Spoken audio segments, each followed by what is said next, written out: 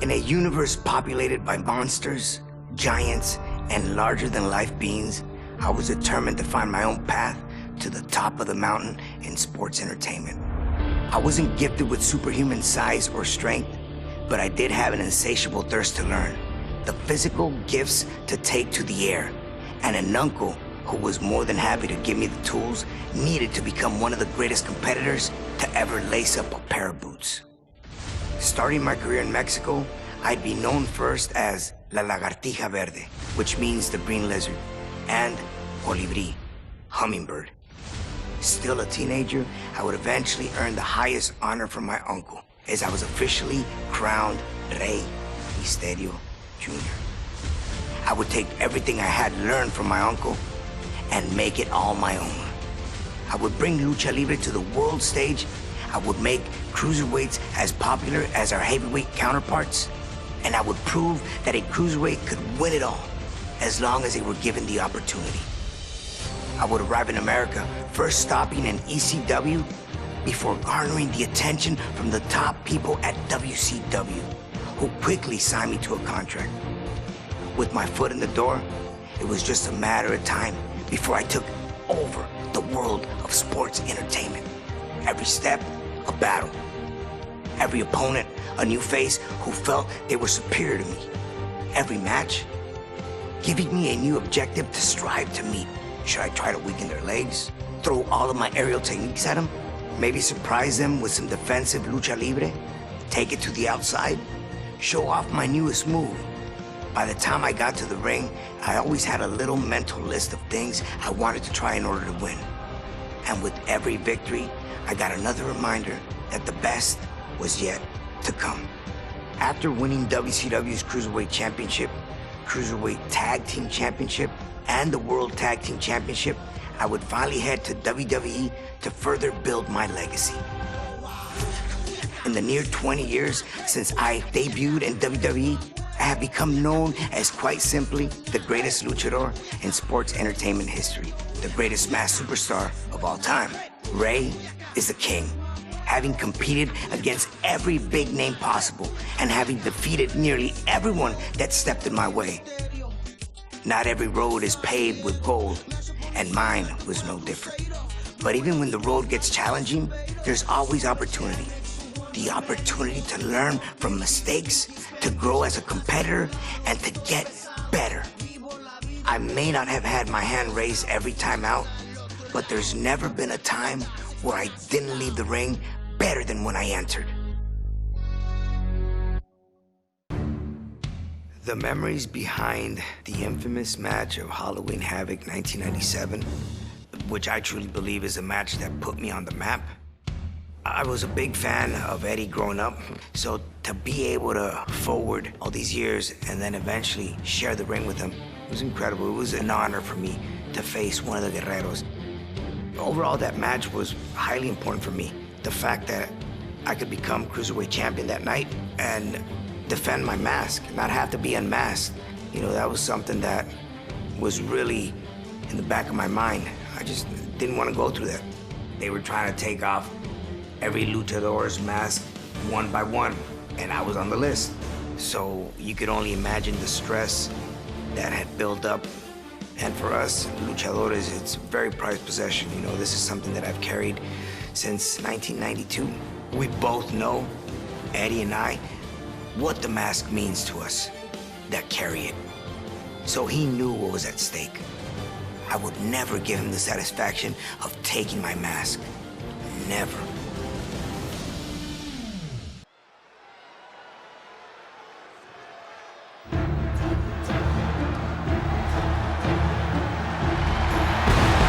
One of the premier up-and-coming cruiserweights. The following contest is scheduled for one fall and is for the WCW Cruiserweight Championship. Introducing the challenger from Tijuana, Mexico, weighing in at 175 pounds, Rey Mysterio Jr. Multi-time WCW Cruiserweight champion. Remember the time he put his mask on the line against Eddie Guerrero and won? Rey Mysterio Jr. proved he was willing to bet on himself and succeeded in the process. Each time this man steps in the ring, he leaves the audience jaws on the floor.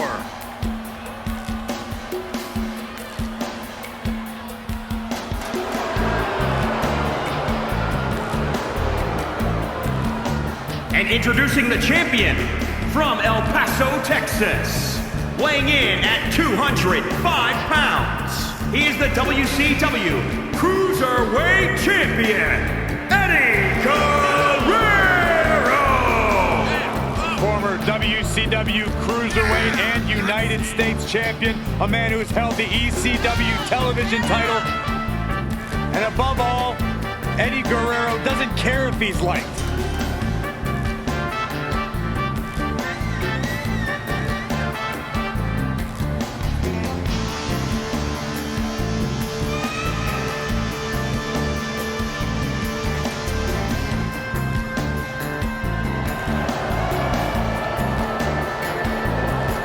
Guerrero always sporting that cocky look on his face, but to Guerrero's credit, he always backs it up inside the ring. He may be a cruiserweight, but he can take on anyone.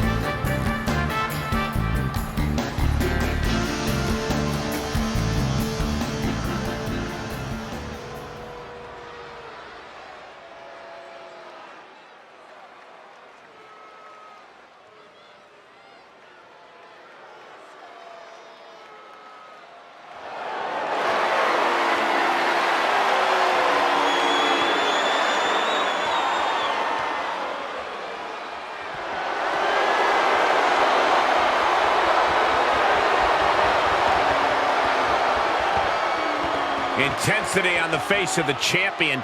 Challenger in the corner, looking more determined than I've ever seen.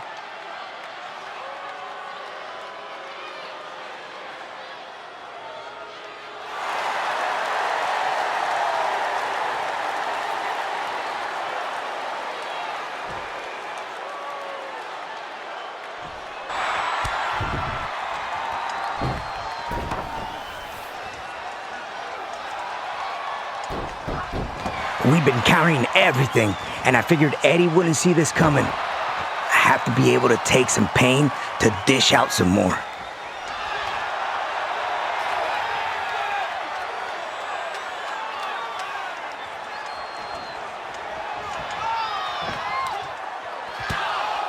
Yeah, Eddie was Eddie, man. Always thinking, always a step ahead of me. I just knew what was coming. I just felt a little too confident, you know, and he took me out viciously. You know, at the end of the day, it felt like this was just a nice reminder that it wasn't just a match. You know what I mean? I mean, Eddie was trying to stop me that night as I was trying to stop him. He wanted to take it all away from me, and I could not slip on that fact. You know, that's that slingshot senton that Eddie always does. It's beautiful to see when you're not on the receiving end, but it sucked being on the other end of that senton. And seeing him taunt me, you know, it kind of boosted me up. It fueled me up to keep going during that match.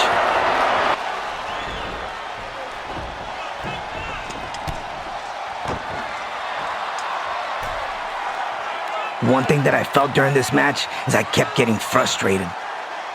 You know, thinking that I was in control, when in an instant, you're trying to catch your breath while you're on the floor.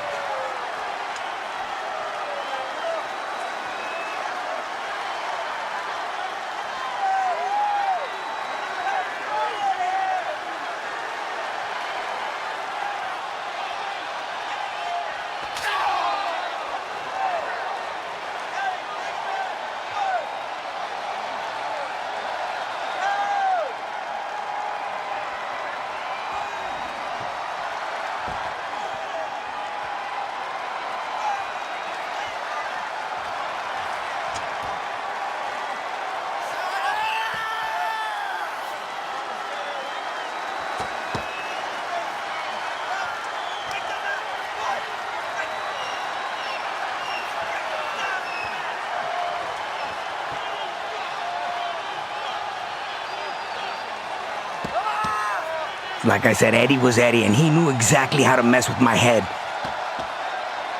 You know, I just remember thinking, not like this. I couldn't lose my mask to Eddie like this. So I had to keep going.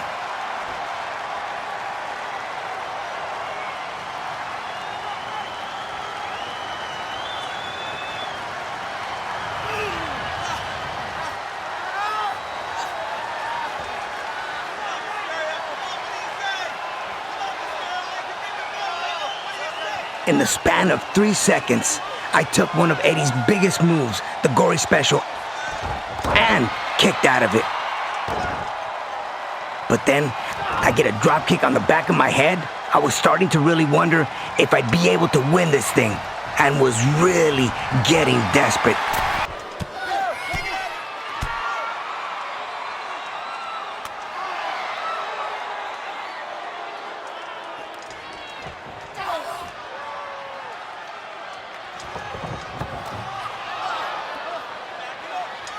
I remember feeling out of place while I was sitting on the top turnbuckle in a tree of woe. But I managed to shake off what Eddie was about to hit me with next. I just remember everything in my body screaming, "Move now!" And I did move. I'm glad I listened to myself.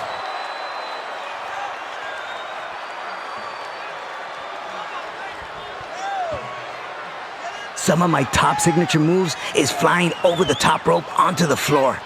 You know, and I felt like Eddie had an answer for everything. Not this time. Thank goodness.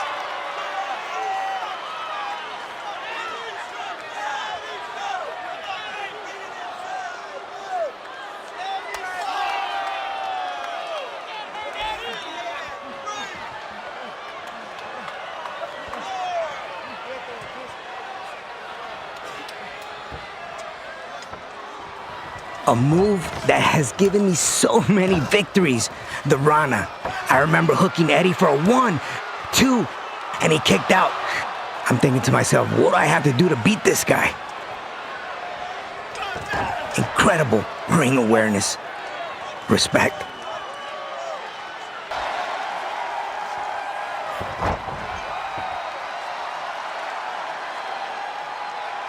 One of the most vicious moves that I've taken from other wrestlers. Eddie, being a master at this, the power bomb. I just remember the ref screaming, 1, 2, and I said, here's the time to kick your shoulder up, and did everything I could to break the count.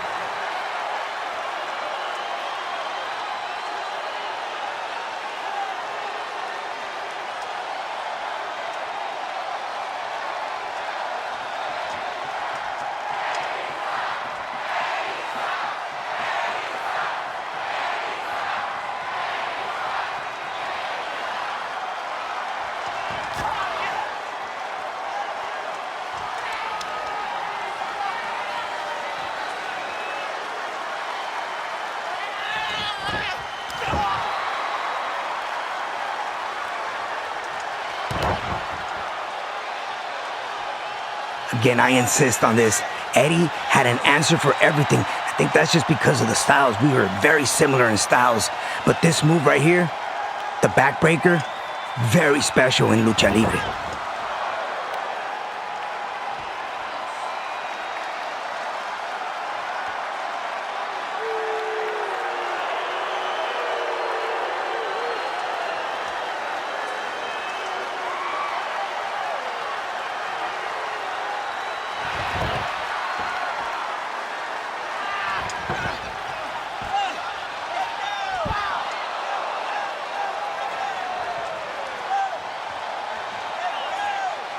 Again, we go back to the famous powerbomb, which in this case, I was literally standing on the top rope. Eddie had me in a splash mountain move when the only thing I could think of at that point, hook him into a Rana. That's exactly what I did. I remember taking him down, felt my knees bang against the mat, but I hooked that one leg, and then I just pushed my weight forward, and I just heard the 1, 2, 3. It was over at that point. I have to admit, regaining the championship was one of the greatest feelings in the world, pero el poder defender el honor de la máscara y el nombre de Mysterio fue algo mucho más grande.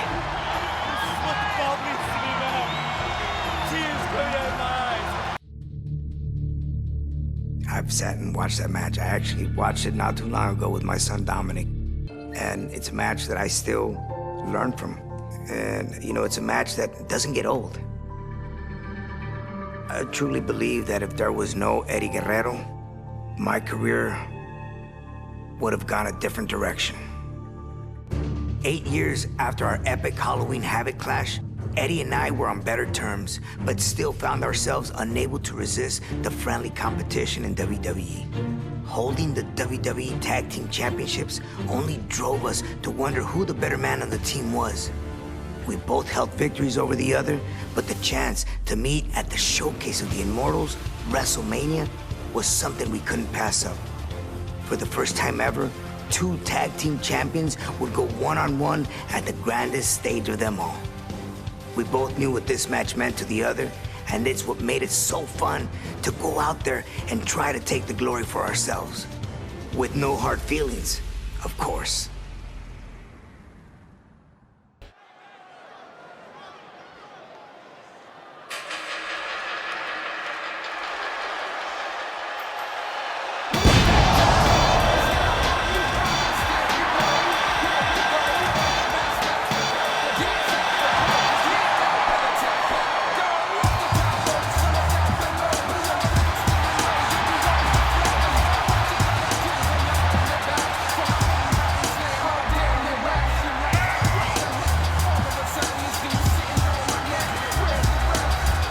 The following contest is scheduled for one fall.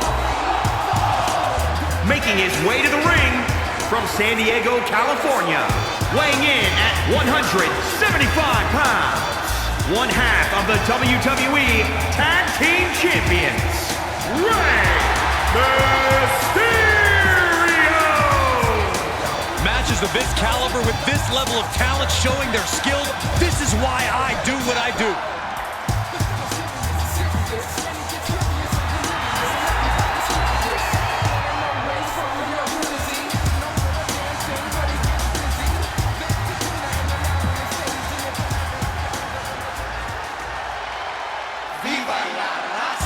We are in for a treat tonight.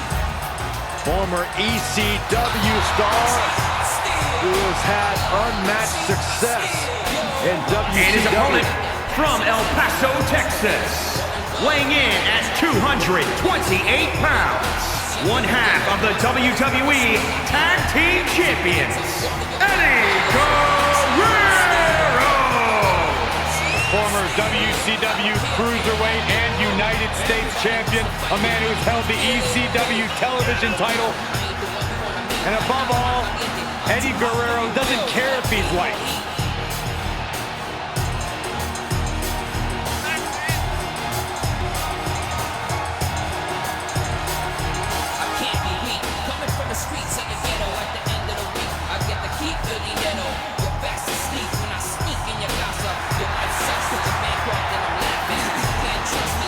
Eddie Guerrero always sporting that cocky look on his face, but to Guerrero's credit, he always backs it up inside the ring.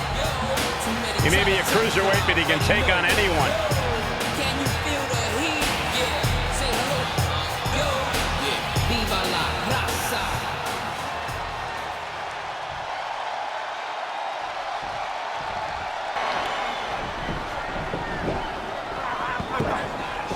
You know, I've always said that it was always very cool to just compete against Eddie. With all the extra personal stuff, Eddie has always had my respect, you know, and a year removed from being WWE champions, everything he did was so flawlessly executed, like to the T. I knew this was going to be something special and another test that was yet to come.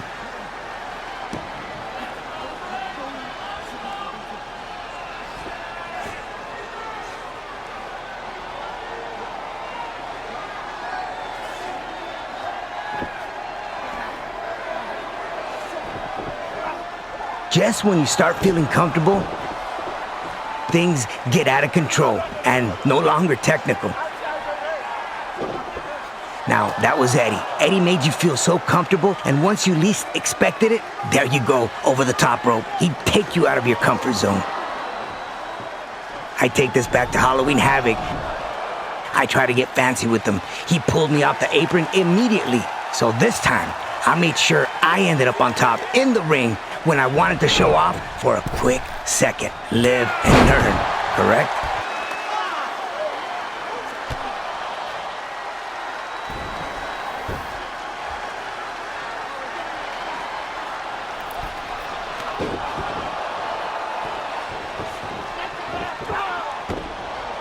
Eddie always powerful, and maybe this match felt a little different, but it was always the same old story. Eddie always had an answer for everything. I should have seen that elbow coming though. He caught me pretty good.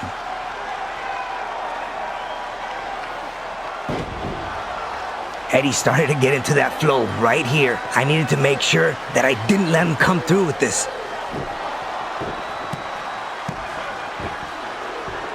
No, I figured reversing the Three Amigos would shake him off for a second. But it barely fazed him. Before I knew it, bam! Another backbreaker, lucha libre style.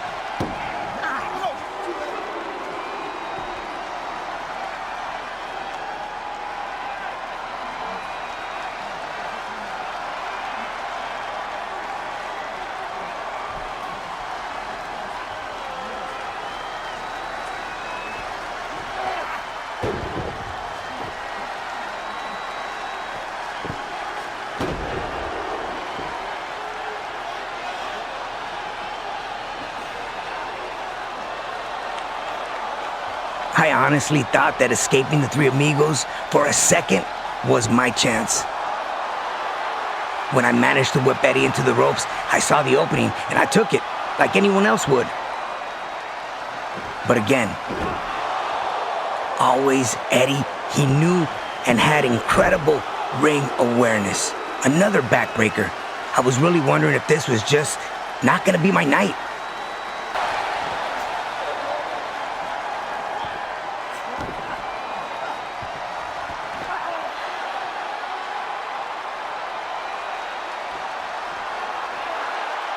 So it always feels good to hit the 619, but here, when I finally connected, it felt really good. I said, let's go, man.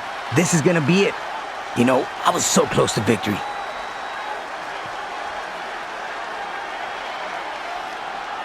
I'm ready for the springboard. I jump off the hook for the Rana, and what do you know? Eddie catches me with that powerbomb again. Just brought flashbacks. I've already been here. I knew what this was all about. So again, kick off on instinct, purely. At this time, your mind is doubting, and you have to make sure that you stay on track and you finish the task at hand. But then, for the first time in the whole match, I knew exactly what was coming. Eddie went for the backbreaker one more time, which he already done before, and I made him pay with the perfect Huracarana, my signature move. From feeling hopeless to beyond words that I won. I'd competed against Eddie so many times. He'd won, I'd win, but I swear that at WrestleMania 21, I faced the best version of Eddie Guerrero, the man.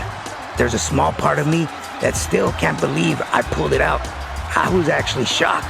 He was just on a different level that night. What a win that was for me. Historical.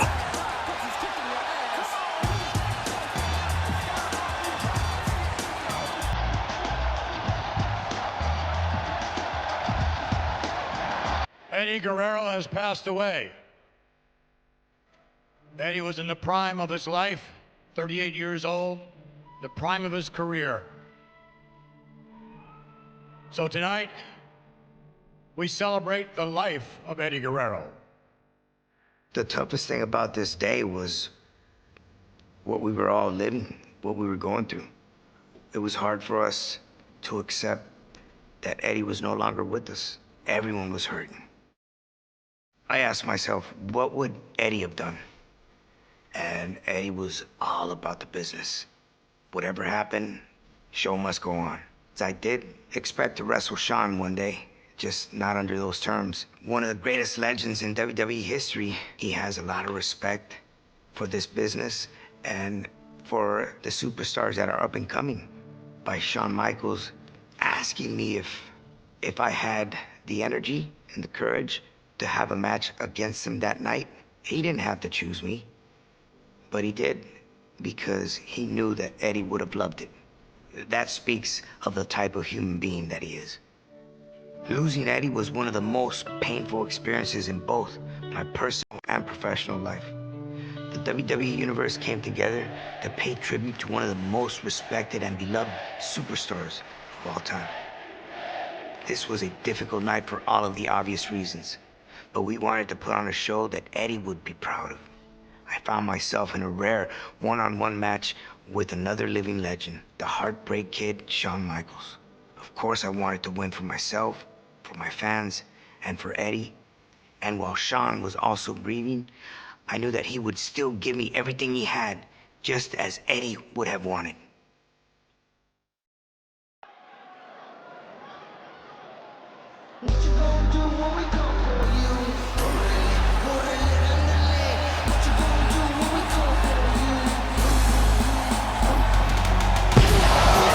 The ultimate underdog. The bigger the opponent, the better the challenge. Multi-time Cruiserweight champion and tag team champion. And another challenge to overcome here tonight.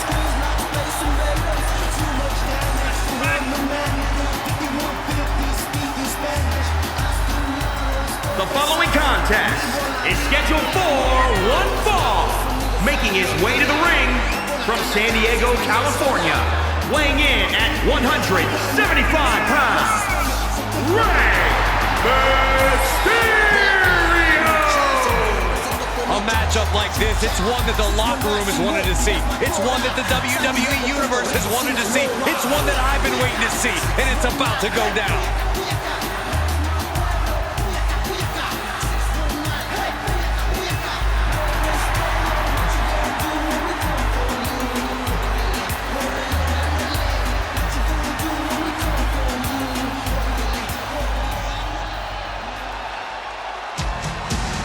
One of the all-time greats, the Heartbreak Kid. And his opponent from San Antonio, Texas, weighing in at 227 pounds, the Heartbreak Kid, Shawn Michaels! I don't believe there's been a greater performer in the history of WWE than this man, the Heartbreak Kid, Mr. WrestleMania, Shawn Michaels. Without question, the Heartbreak Kid, Shawn Michaels, has paved the way for countless superstars here in WWE. It may be popular nowadays, but no one has used the super kick quite as well as HBK. And none have ever done it better.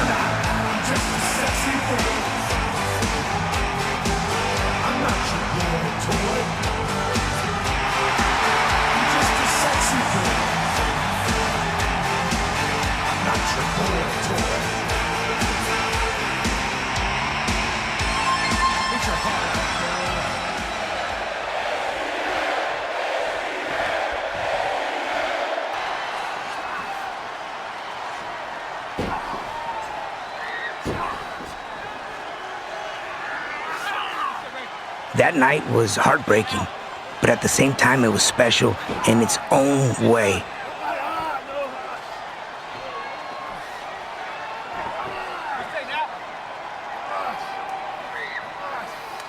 I remember Shawn Michaels coming up to me and asking me, "Do you have what it takes to jump in the ring tonight against me?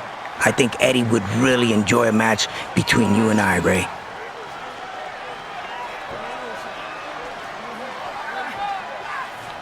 How can I resist? As heartbroken as I was, I knew that Eddie would have loved to continue on.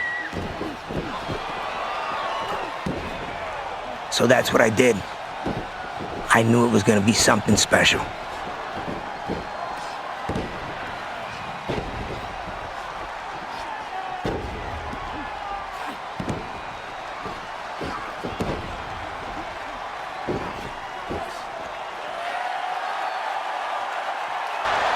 You don't see this often, and I was really surprised to see HBK make such a basic error.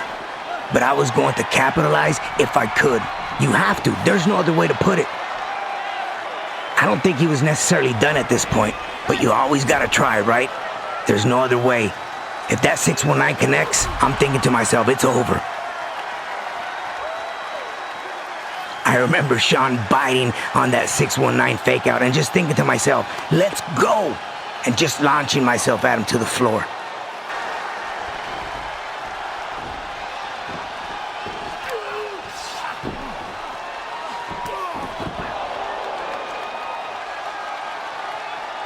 When you get hit by Shawn Michaels, it rocks you. And by that time, I could really get what was going on here.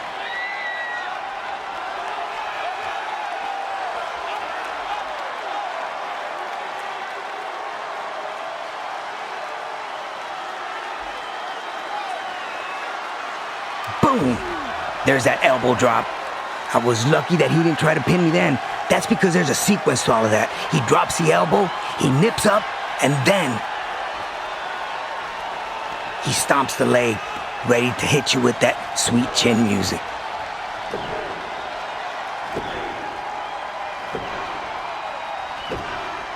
I remember getting up and luckily moved at the right time. So I connect with the 619, and I already know what's coming next. Springboard, leg drop. When I hit that and I saw that he didn't move and I connected, I remember hooking the leg, and I was in awe when I heard the 3. I couldn't believe it. I really was shocked. Now you have to keep in mind, this was my first time facing Shawn Michaels, but at the same time, my brother had just passed. So, mixed emotions, but I felt like a truly blessed man, and I know Eddie was watching. I know Eddie was in that ring. He had a special corner that night and enjoyed every minute of it, just like we did.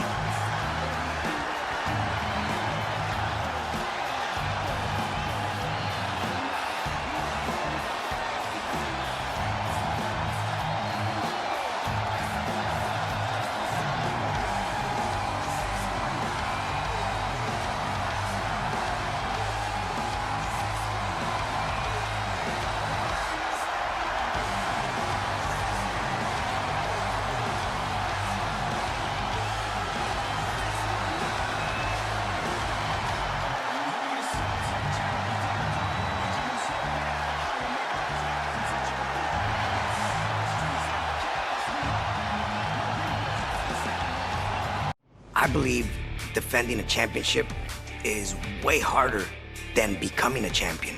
There's always more pressure defending, keeping that title that you work hard to get. Anyone, whoever wants to become champion, they just want to destroy you. They want to take what's yours. And with a guy like JBL, he just wants to destroy you. But he would always nag and put you down. He would step on you and step on you. Amigo! Crush you down and just make you feel this big. Being the smallest superstar in that ring, facing giants in a world of giants, that was my fuel to overcome every time I stepped into the ring with him. I had finally reached the pinnacle of WWE by winning the World Heavyweight Championship at WrestleMania in honor of my good friend, Eddie Guerrero. As a World Heavyweight Champion, I knew I had a target on my back and would face some of my toughest opponents, including John Bradshaw Layfield. JBL always made it very easy to get motivated for a match. His loudmouth, the constant mockery, and his knack for crossing the line to make things personal. He didn't think I was a real champion. He thought I'd just be a stepping stone to his reign as a dual champion. Went into Judgment Day ready to show him that all his bluster and power wasn't enough to stop Rey Mysterio. The following contest is scheduled for one fall and is for the World Heavyweight Championship.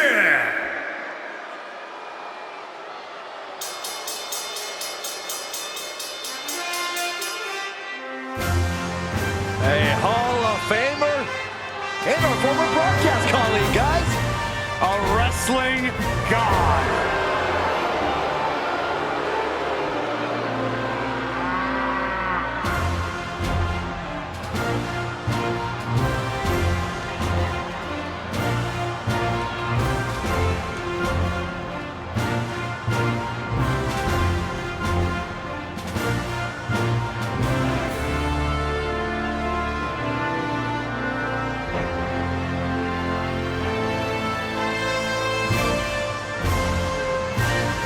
Now here's JBL, a Triple Crown champion. He's held the WWE title, Intercontinental title, and U.S. title. He's a member of the WWE Hall of Fame and a bona fide wrestling god. Hey guys, I ever told you that JBL is a really good friend of mine? That's a lie, Byron.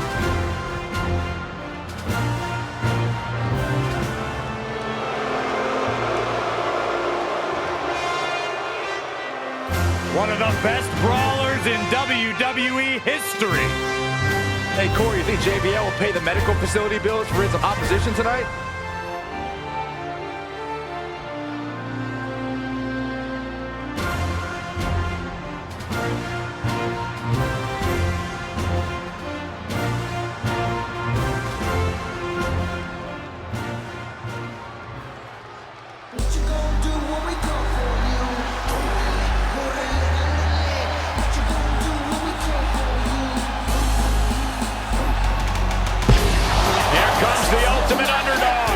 The bigger the opponent, the better the challenge. Multi-time Cruiserweight champion and tag team champion. And another challenge to overcome here tonight.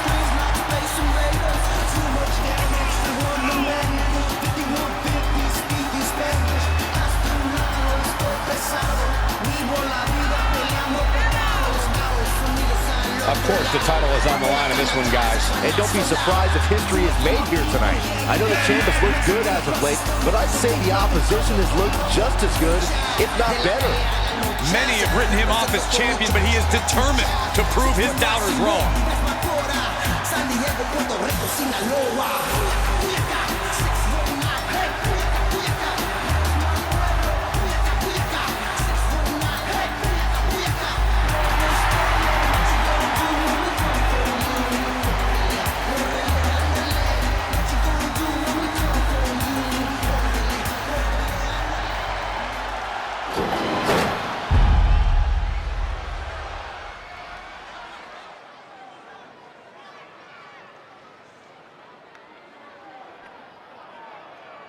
Introducing the challenger from Dallas, Texas, weighing in at 290 pounds, JBL!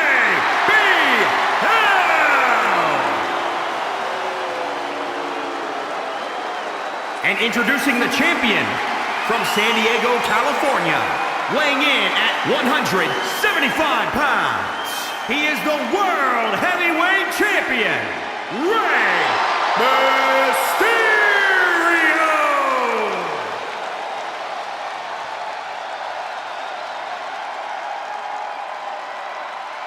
The past doesn't matter. Here's where it counts. Here is where it's settled. The prize is on the line.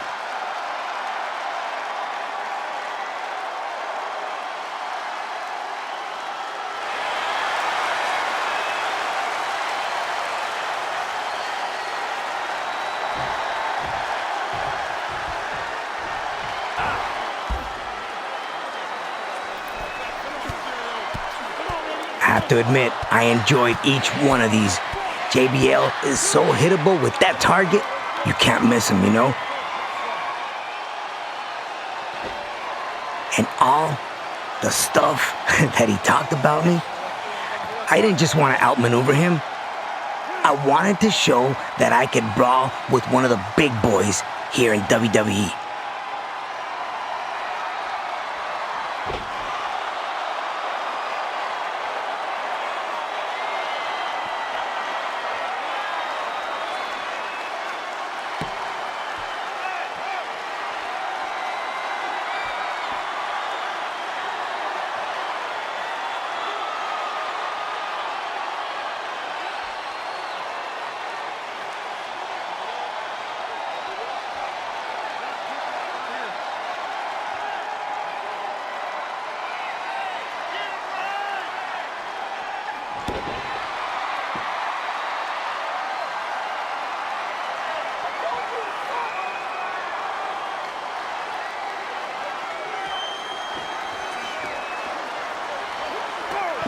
I let him get to me, yep.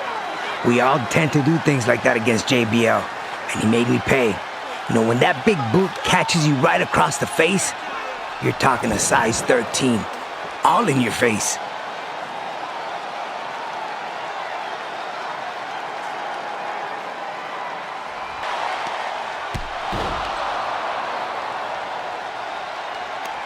Common move in wrestling, suplex. But when I knew what JBL was doing to me after he hit me with that first suplex, and I felt him roll over and take my weight with him and pick me up for a second one, and then a third, it was humiliating not being able to stop him. Look at the size difference. But it fed me with the motivation that I needed.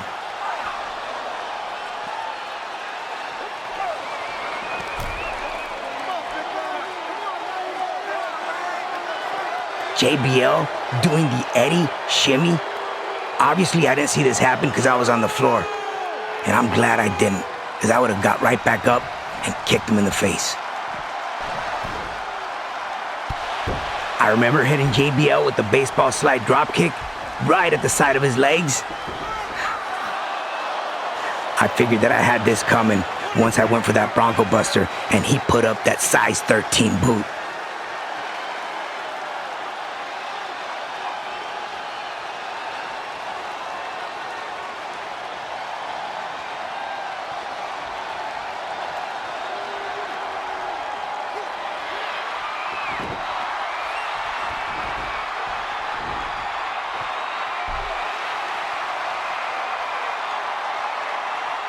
JBL is one of the smartest minds in this business.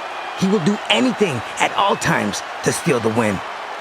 But I really didn't imagine he'd risk a disqualification like that. Maybe he knew the ref would be lenient with the championship up for grabs. I couldn't worry about all of that. Not at that moment.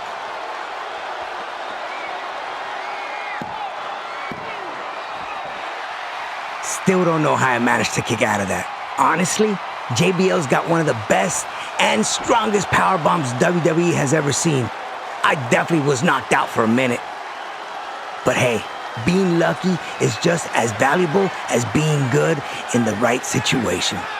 I just couldn't lose that night. Not to him. I saw JBL coming in with that chair, big old smile on his face, and I let him think that he was about to hit me with it. But next thing you know, caught him. It was just a matter of time after that.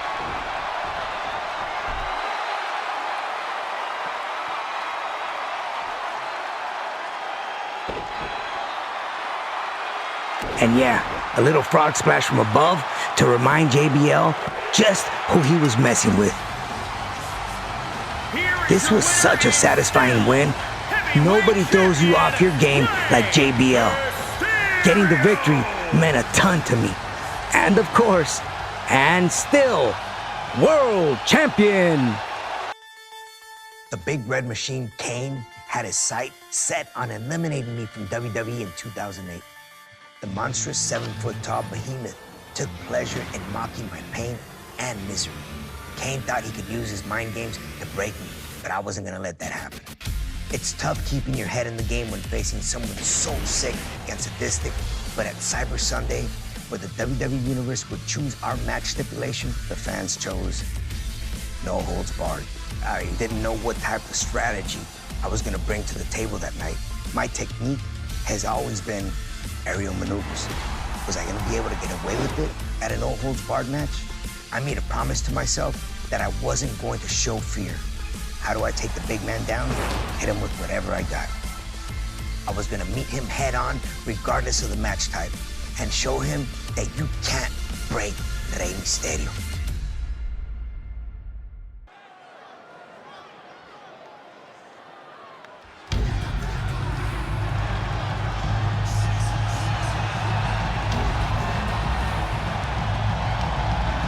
The biggest little man in WWE.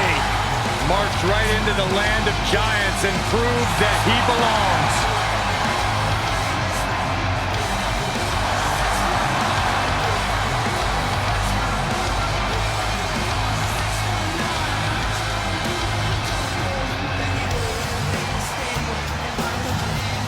The following contest is a no-holds-barred match. Making his way to the ring from San Diego, California, weighing in at 175 pounds, Rey Mysterio! One of the most dynamic competitors in the history of WWE. Multiple-time WWE champion, multiple-time Intercontinental champion. Nobody in WWE has more heart, more courage than Rey Mysterio.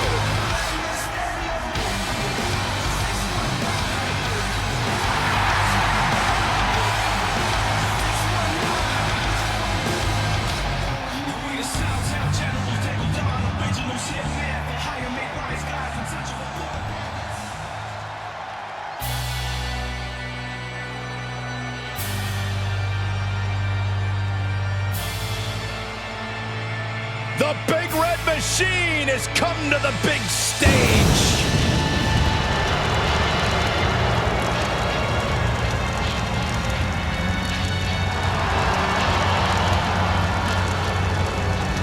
And his opponent from the pits of hell, weighing in at 323 pounds, Kane! You know, for years, WWE fans wondered what was under the mask. Now they probably regret even asking what was under the mask.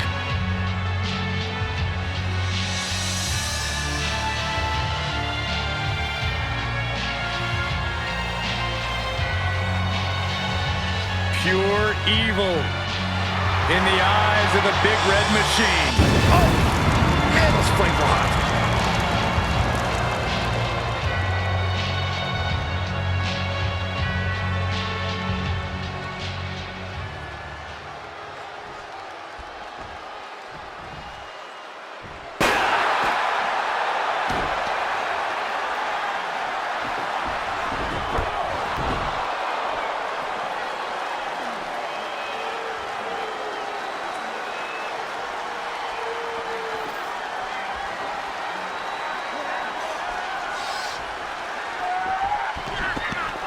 I guess trying to get him with the stop sign wasn't the correct thing to do, because that really got him angry.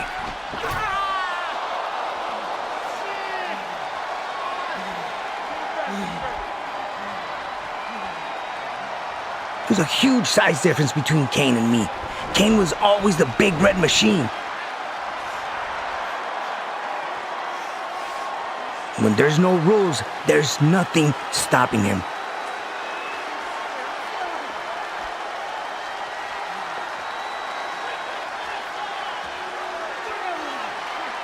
The places his mind goes to dish out the violence that he does, that's gotta be deep and dark. It's crazy. This was still early in the match, and Kane already had me in big trouble. Anytime he hits you, takes you out.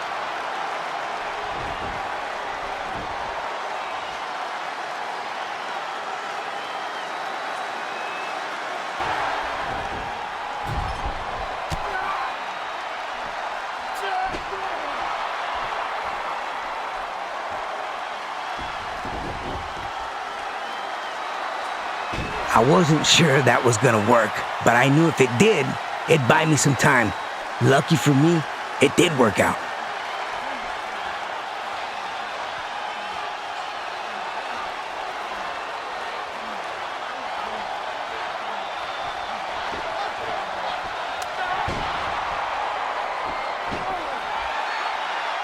And then, of course, I managed to get Kane set up perfectly. But Kane had other plans for me.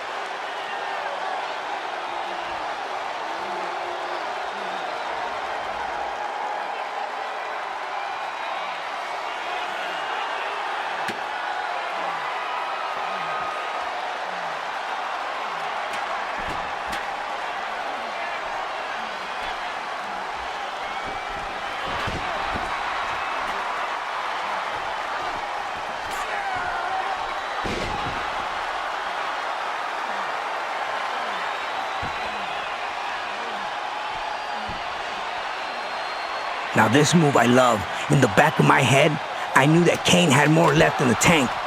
But I was gonna try to do anything I could to try to pin him and win. Definitely a little letdown that he kicked out. But I just had to stay focused and on top of him.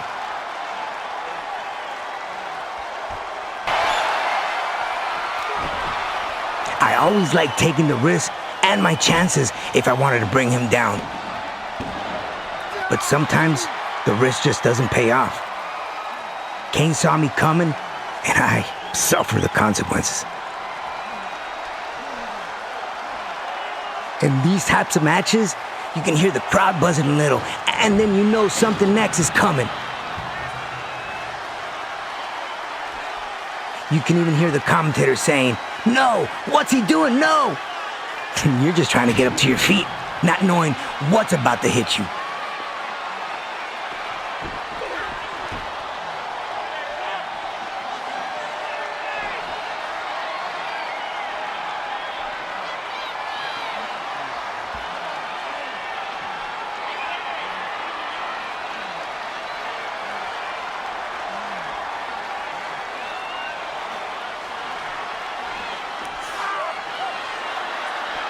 Here it is. When Kane wraps his hands around your throat, you're thinking you're going up for a choke slam. I remember doing everything I could to hook him and put him into the stairs with the drop toe hold.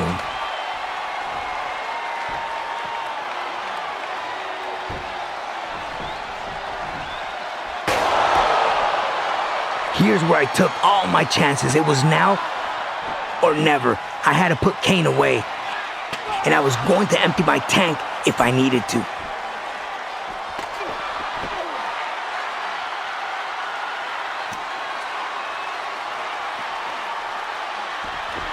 I figured if I got out of the first choke slam, I'm pretty sure I can do it again, and I did everything I could to get out of it.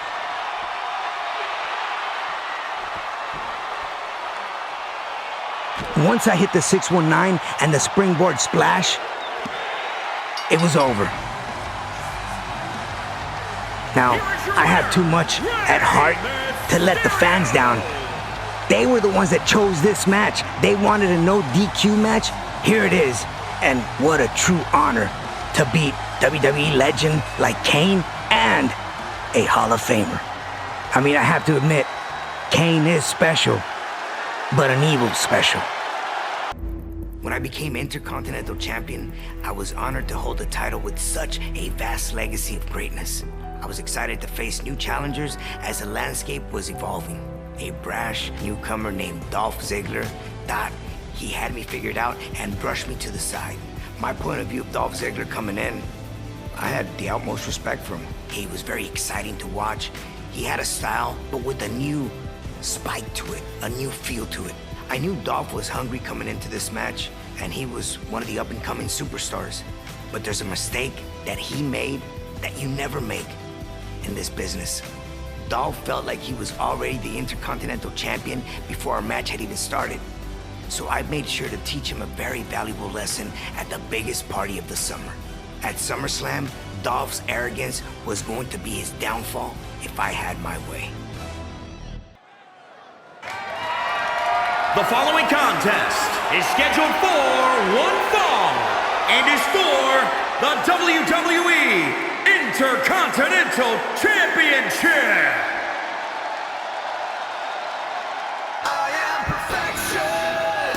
A cocky young rookie who backs it up.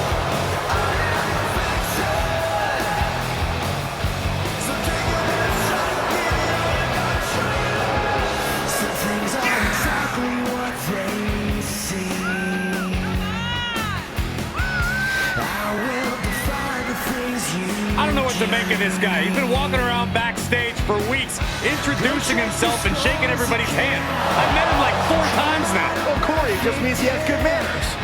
The problem with all this, Corey, is you met him in like this alternative universe, because in 2009 you weren't actually even in the WWE locker room. That's true. That's accurate. This all took place in my imagination. He hasn't been in the WWE for a year, but he's already stealing the show every week. Give credit where credit's due. Dolph Ziggler has a very bright future in WWE.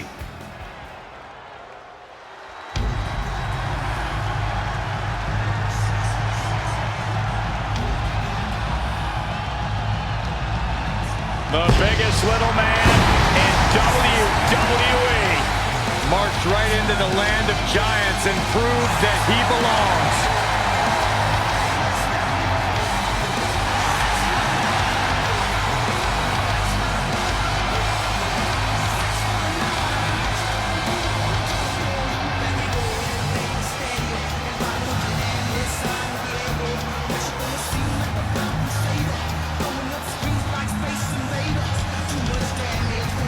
One of the most dynamic competitors in the history of WWE. Multiple-time WWE champion, multiple-time Intercontinental champion. Nobody in WWE has more heart, more courage than Rey Mysterio.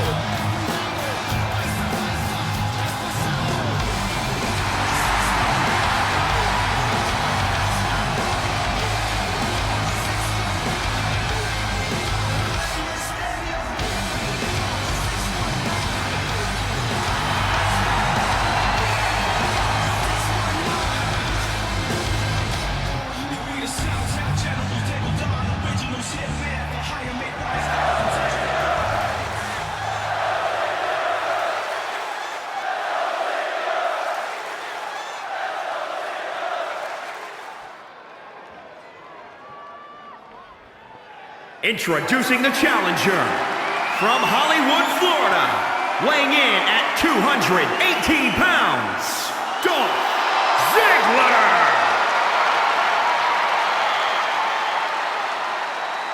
And introducing the champion from San Diego, California, weighing in at 175 pounds.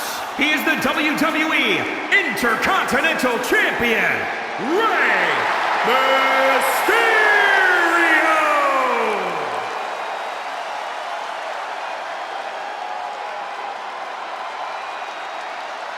You win this title, you are primed for big things.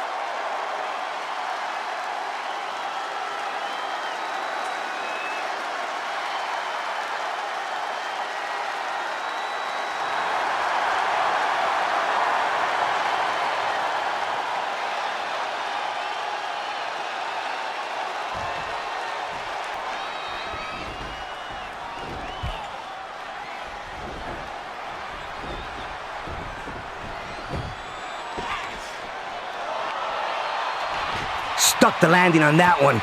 Dolph pulled a fast one there, throwing me over him like that, but it set me up perfectly for that moonsault. Man, I still wish I'd gotten the pin there. People be talking about that forever. I'm still amazed I stuck that landing. Yeah. Gotta do it up big at SummerSlam.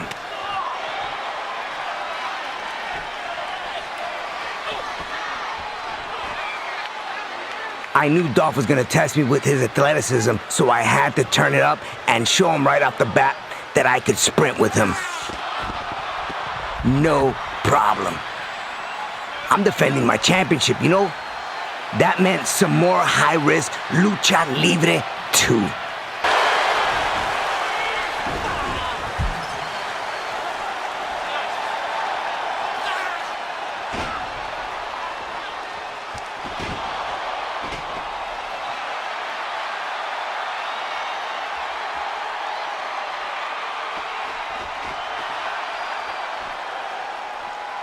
Ziggler showed me some real high ring IQ when he went for broke here.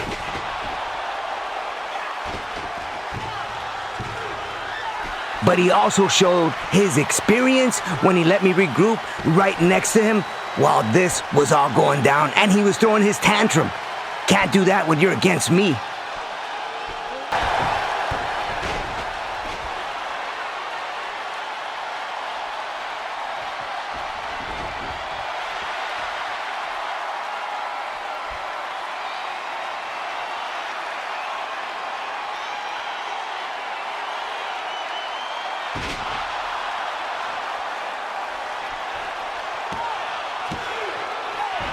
You know, I was definitely stunned here, and Dolph got a good pin on me, but didn't have enough strength to hold it.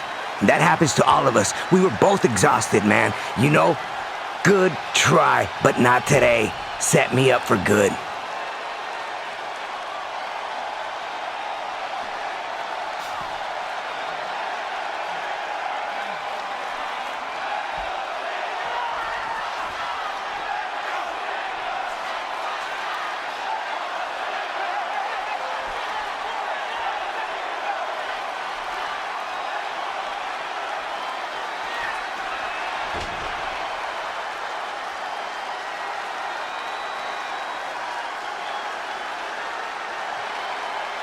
I knew Dolph was getting really frustrated. I can see it in his face, and I felt that vibe right off the bat when we went up to the top.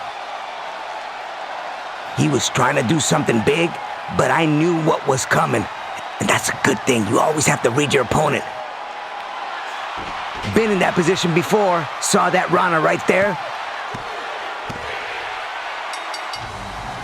Dolph's an incredible opponent, no doubt about that, but that night, I was at a level he wasn't ready for. I like to think he learned a lot from that loss, like maybe even I helped him become great, you know? But what a big win that was for me. I love being Intercontinental Champ, love defending it against hungry competitors like Dolph Ziggler. That bragging rights for the World Heavyweight title was every man for himself.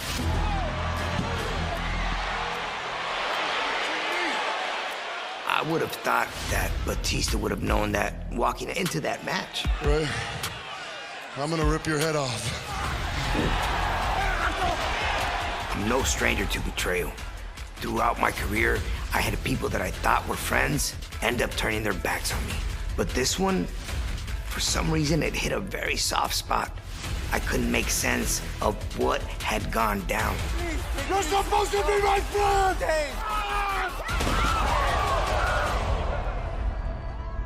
If I would have known that this was gonna interfere in our friendship, I would have never have done what I did.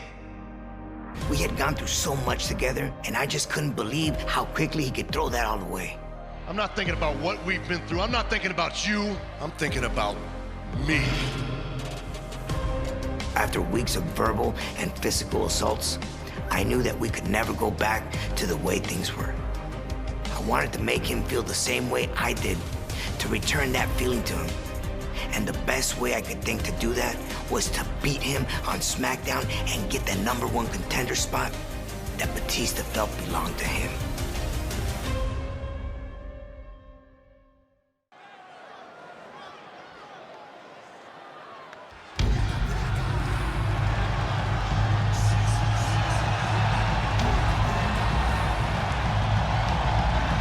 The biggest little man in WWE marched right into the land of giants and proved that he belongs.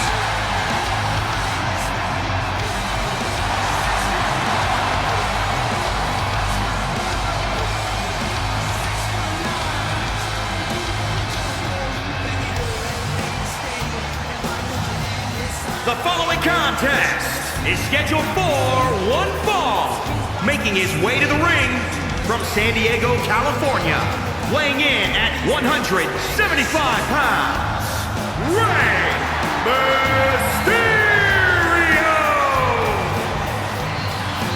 One of the most dynamic competitors in the history of WWE.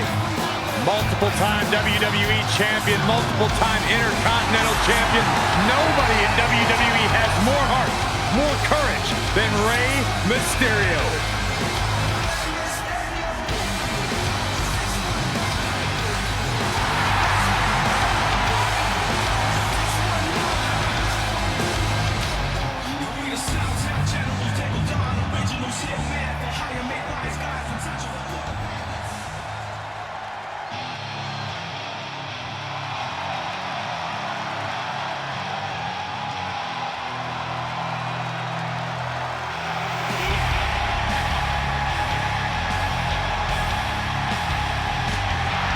Batista.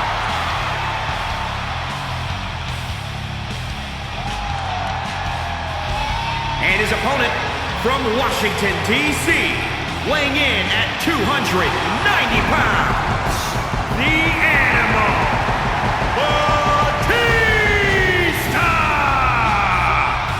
We can list this man's accolades all day long. A former WWE champion, a Royal Rumble winner, a man who has main evented WrestleMania. And now, Batista simply demands that the WWE Universe give him what he wants.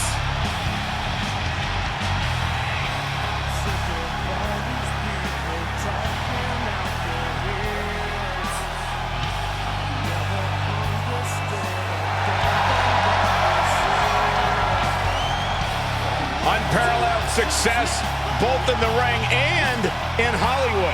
Which is insane, because for some reason, the WWE Universe has never appreciated Batista quite enough. Well, no question about it. Batista will demand the respect of the WWE Universe right here tonight.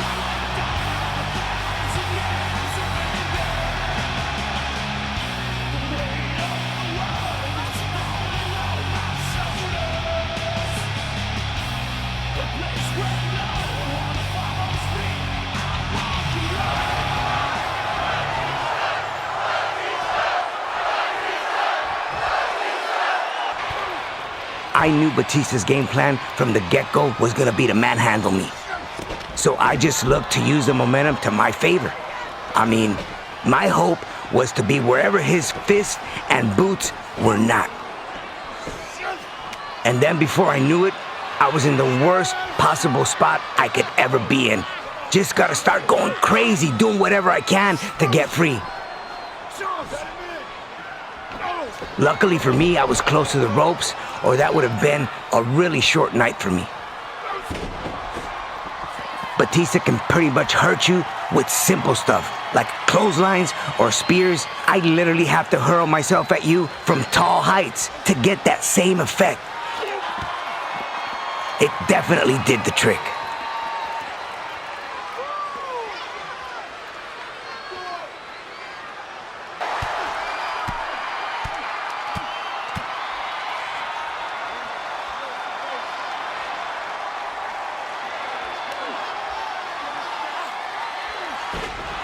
Yo, that was a rough landing, right? Thought I was in a good spot? Not that time. So then Batista wanted to get a little out of his element. So I just drop-kicked him back down to reality. He gave me a chance to reset the match, just a little, and I was happy to take it.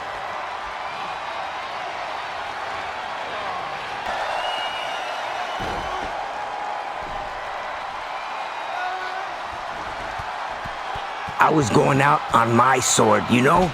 If I had any breath left, I was fighting him. I couldn't give up.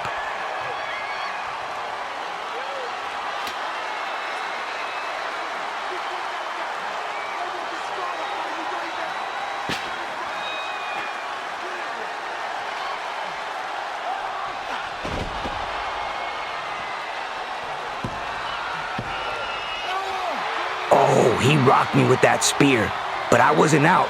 It hurt to move, but I knew that he was just getting angrier the more I hung around and kicked out. And then, of course, like we all do at points, he got a little careless, a little sloppy, and I made him pay.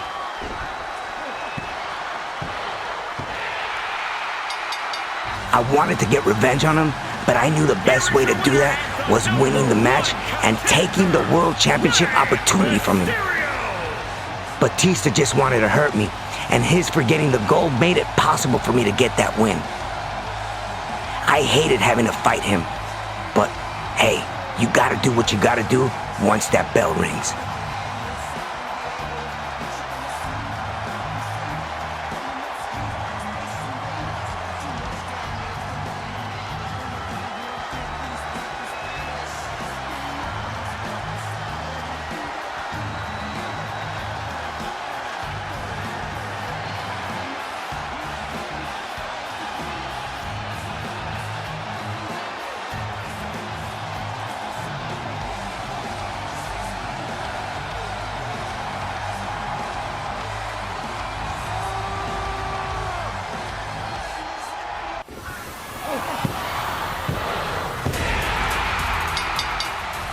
After dealing with Batista, I felt like I was at the top of my career.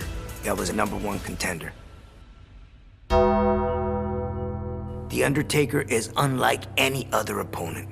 Rey Mysterio, your courage unquestionable, but make no mistake about it, I will show you no mercy.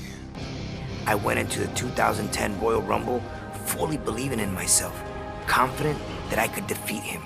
At the Royal Rumble, you will suffer the same fate that everyone else has suffered when they have tried to make a name for themselves at my expense. Undertaker! I am not afraid. I am not like the rest. I knew I had the speed advantage, and that if I could maybe take out a leg or catch him with something unexpected, I had a chance. It's not just the size of the dog in the fight, but the size of the fight in the dog, right? Well, this dog had just found himself in the yard of the top dog, the Phenom. It would take everything I had to avoid ending the night resting in peace.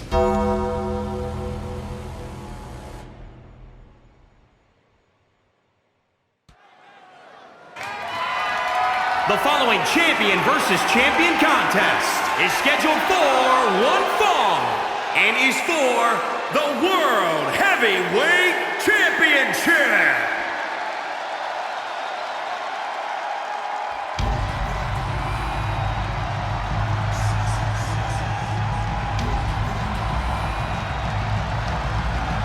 The biggest little man in WWE. Marched right into the land of giants and proved that he belongs.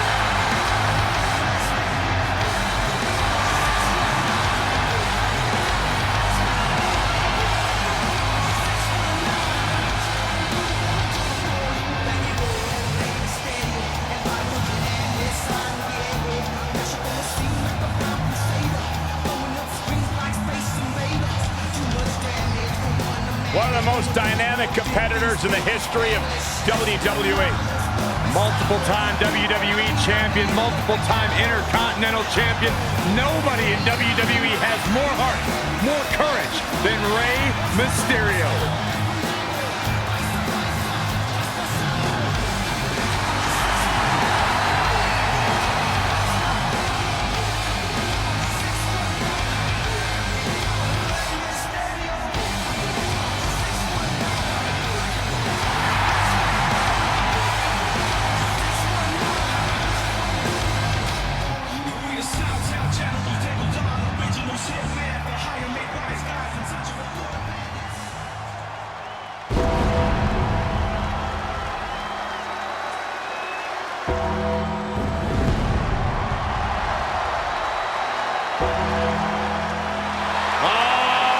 Who's here on the big stage? The Undertaker!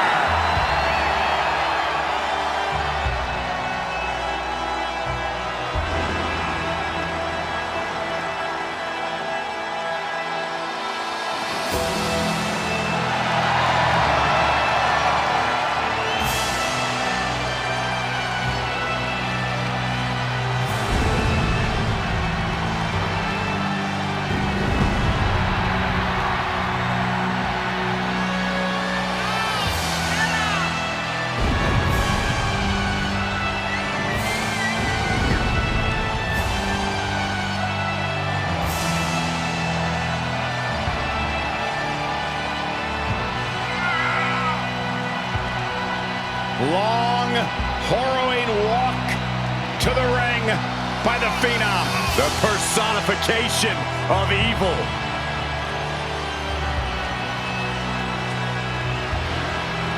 Such an ominous and chilling aura when the Undertaker comes to town. This is always his stage.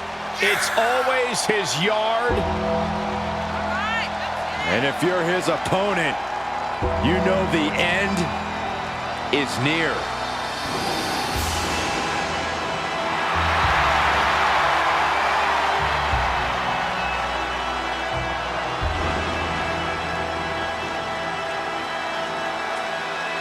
Great striking and MMA skills.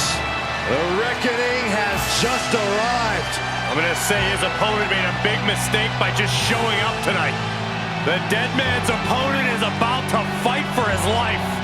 Yeah, the dead man loves to dish out punishment, and I'm sure tonight will be no different.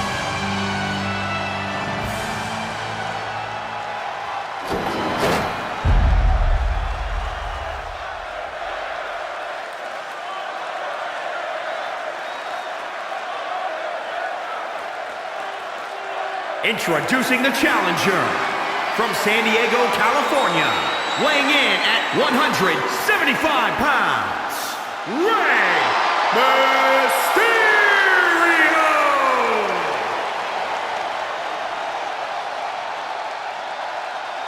And introducing the champion from Death Valley, weighing in at 299 pounds, he is the World Heavyweight Champion, the Undertaker!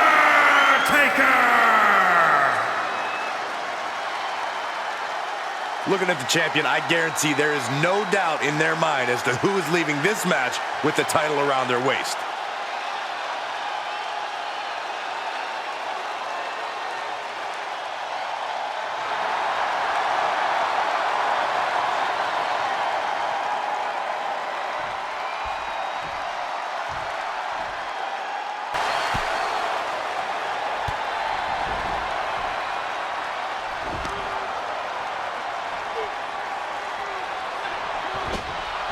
Usually if the 619 is gonna miss, the guy moves.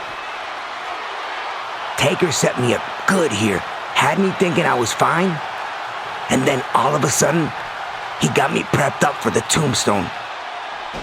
Undertaker's ability to set traps in the middle of a match is without equal.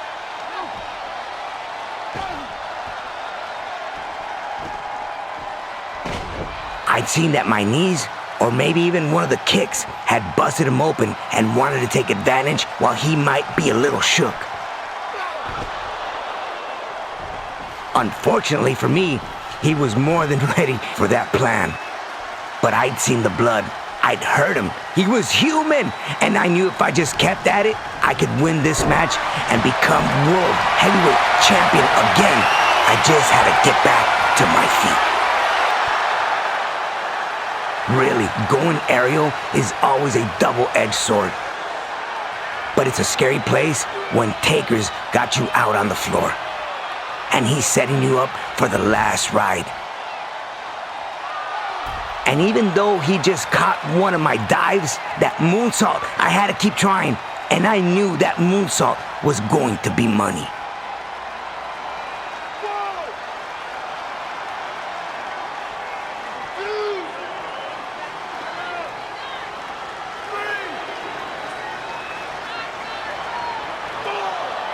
I'll tell you, Taker recovers faster than anyone else I ever competed against. I figured the baseball slide would be the perfect follow-up to keep him reeling. But he saw it coming, and in an instant, had me struggling to get my breath once again. What could I do to this guy to stop him?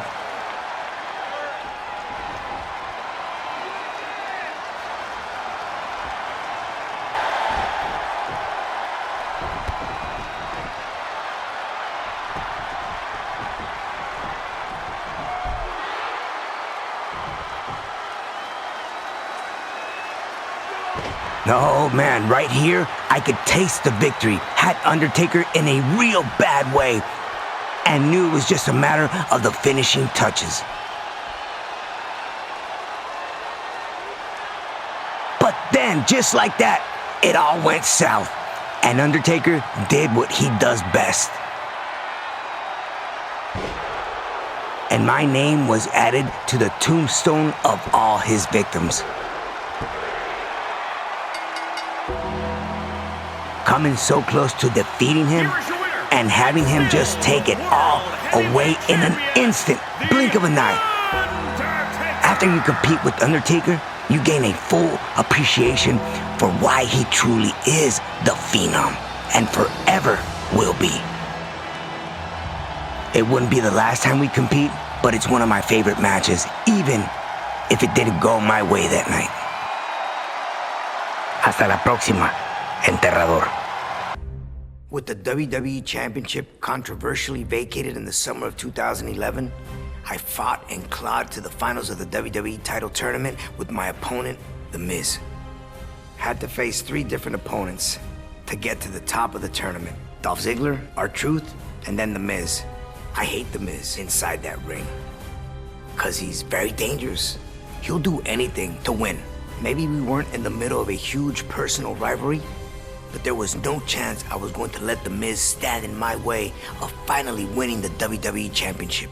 With an opponent as tricky as he is, I had to be ready for anything. Every time you face him, you just don't know what he's gonna come up with to try to steal one from you, which can make the whole pace of the match feel fast and chaotic. But I thrive in that environment, and that night, I was going to use every bit of my experience to get that victory. The following contest is scheduled for one fall and is for the WWE Championship.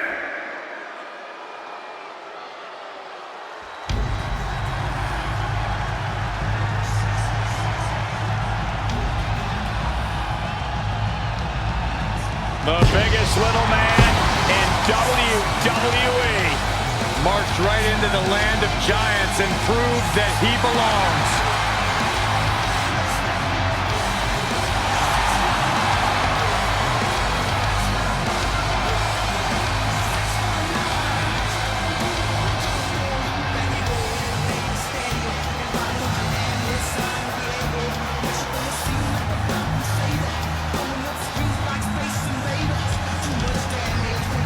One of the most dynamic competitors in the history of WWE. Multiple-time WWE champion, multiple-time Intercontinental champion. Nobody in WWE has more heart, more courage than Rey Mysterio.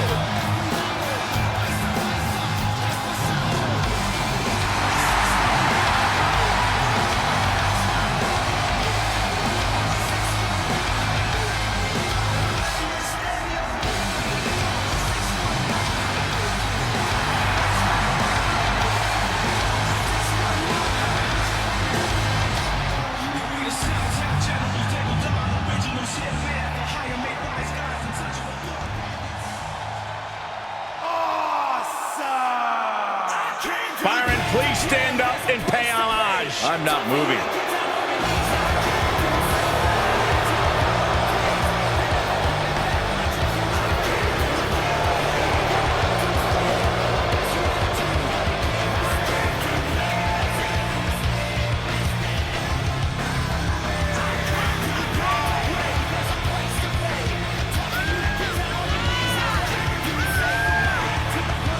Guys, how can you not love The Miz?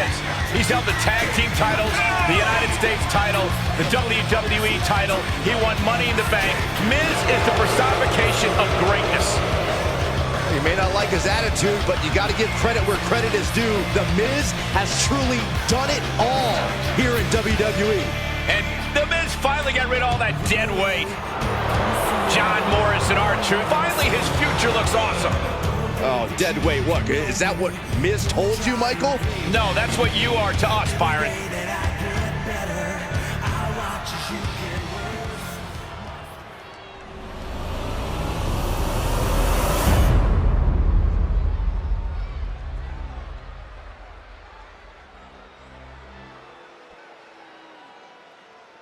The challenger not taking their eyes off the championship. And the champ is staring daggers right back at the opposition.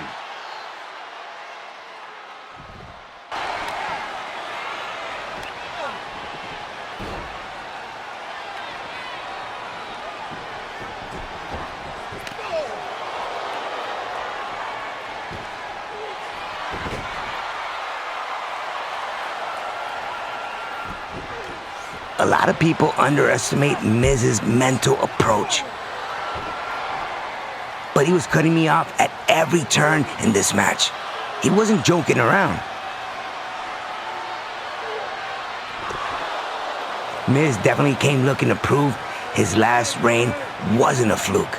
He was ready for everything early on and had me rocked real early.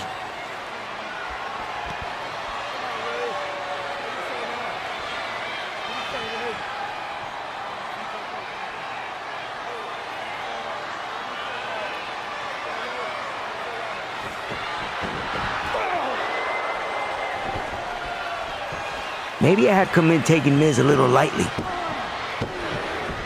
But I can tell you, after I kicked out here, I understood that I was going to be in a dogfight. Despite his team saying otherwise, on this night, he had not come out to play.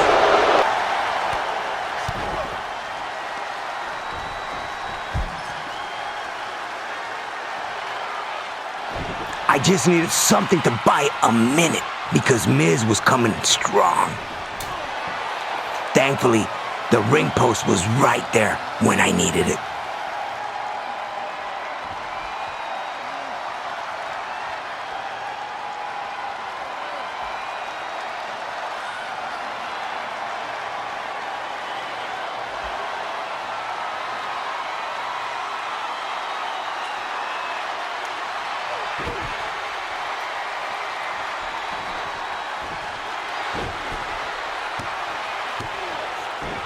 I really thought that was it. Miz was hurt pretty bad. I was a little deflated when he kicked out, and I truly think I lost my focus there for a minute.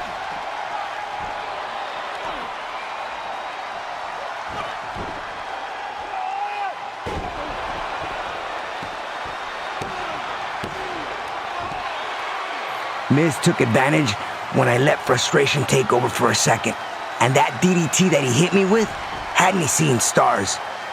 Maybe he didn't get the pin there, I don't know. But if I made another mistake like that, I was gonna pay. Miz would be leaving the arena with his second WWE Championship.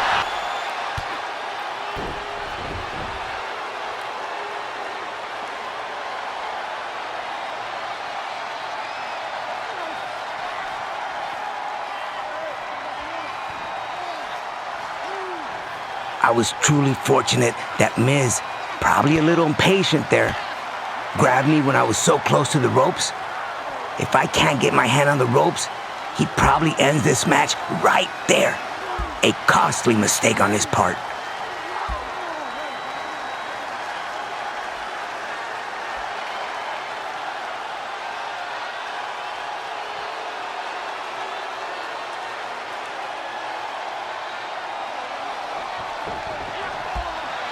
Miz left me hanging there a bit too long. By the time he was charging, I saw him clearly and basically played possum. After the match we had, I didn't want to get ahead of myself. But man, when I saw him hit those ropes, I knew it was over. Then the 619 landed, and I saw he wasn't really moving at all as I climbed those ropes.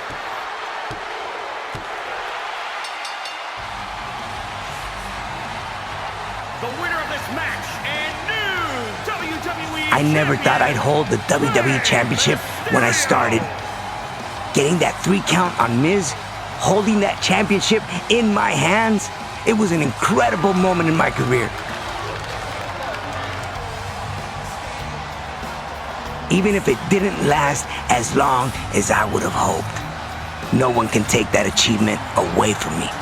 And without someone like The Miz to push me in that bout, I truly wouldn't know if it would have meant as much as it did.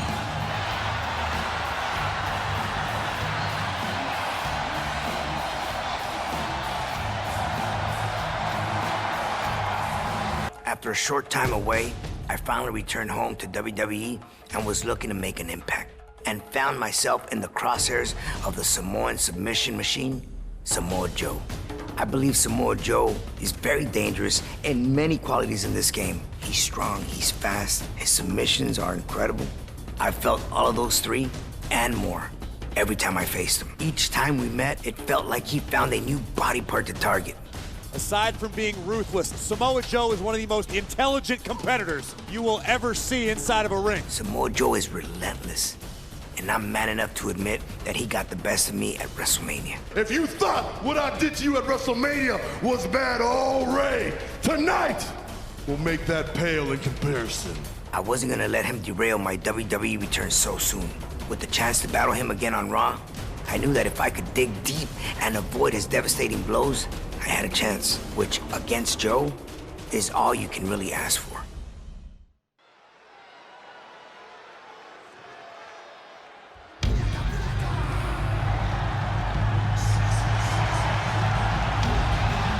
A multi-time WWE champion, former Royal Rumble winner, one of the greatest of all time, Rey Mysterio.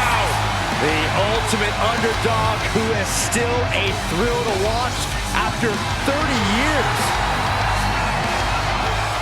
The following contest is scheduled for one fall. Making his way to the ring from San Diego, California, weighing in at 175 pounds, Rey Mysterio! One of the most inspirational superstars ever is Rey Mysterio, who's now leading a second Mysterio generation with his son Dominik.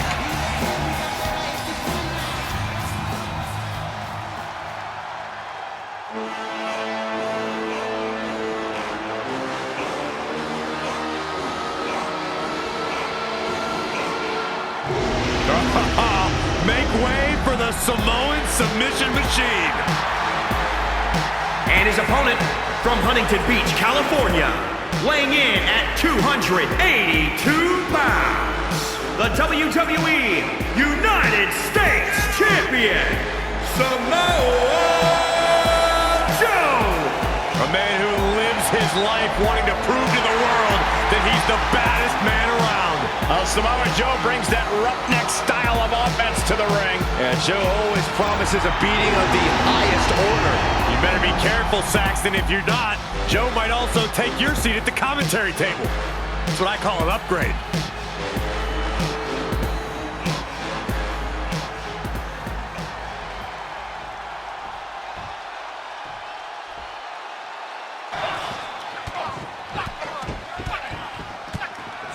Joe thought he could just do whatever he wanted of me. Look how he just tosses me out of the ring. But I was still okay. A little shook, but okay. That tope never had a chance.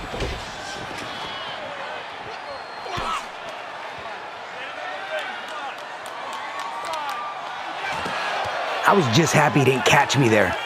Joe's a really strong dude, and I was risking being powerbombed on the floor if this didn't work.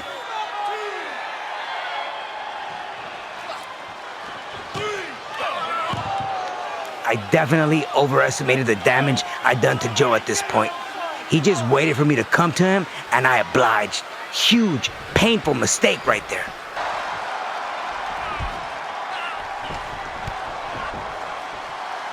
Had to get creative if I was going to win over Joe. I hit him with stuff that he hadn't seen me do before. Just like that.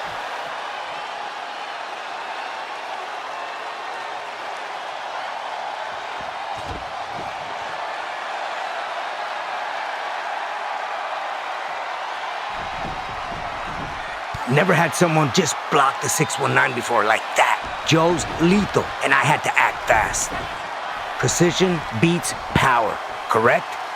Placed the boot perfectly and got myself a little time just to breathe. But if I didn't do something quick, this was gonna go like every other match I'd had with Joe. Now here I was really rocked, I'm not gonna lie. Luckily, he went to lift me up and not go for a cover right there. Joe had me right where he wanted me, but he waited just a little too long to act, and that gave me the time to realize what was happening. I countered the Urunagi and finally get the pinfall victory over him. I know the United States Championship wasn't on the line that night, but beating Samoa Joe that night made me feel like a real champion. Joe made me realize immediately in my return that WWE hadn't gone any easier, and I'd had to be on my A game each and every night. He's an incredible opponent, and not too bad of a guy when he's not jumping you after you beat him for the US Championship, I guess. Throughout my career, I've competed against the best luchadors on the planet, and I own victories over them all. The greatest masked superstar in WWE history. The chance to take on another Lucha Libre master in Gran Metalik was something that got me very excited.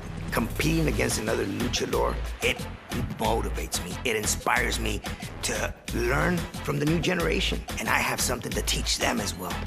This guy right here, Gran Metalik, at one time was watching me on TV and said, I want to do that. And look at him now, one of the best. He's the king of the ropes. Metalik loves to fly. It's a different style of high flying. It's a different control. This generation has something new under their sleeve. You have to respect that. The heritage and culture of Lucha Libre in great hands here. When I had the opportunity to face Gran Metalik, I knew these were deep roots. We were going back to where I began. I was so excited to give the WWE Universe a taste of true Lucha Libre and knew this was a dream match that they couldn't afford to miss.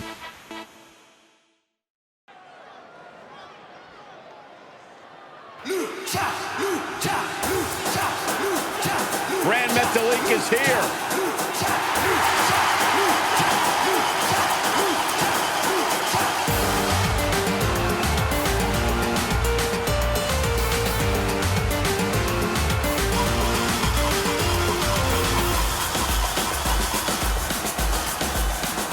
The following contest is scheduled for one fall.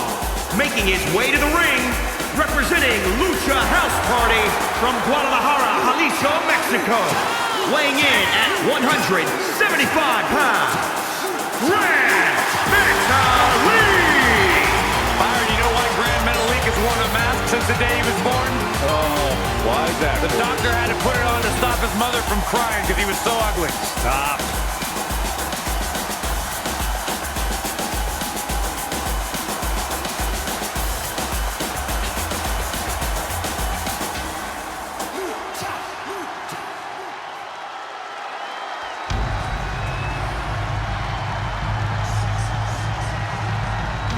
Here comes a Lucha Libre, a legend. The biggest little man in the history of WWE. Rey Mysterio has created a legacy that has been undeniable. And his opponent from San Diego, California, weighing in at 175 pounds, Rey Mysterio! A true favorite of the WWE Universe, has never strayed from their adulation.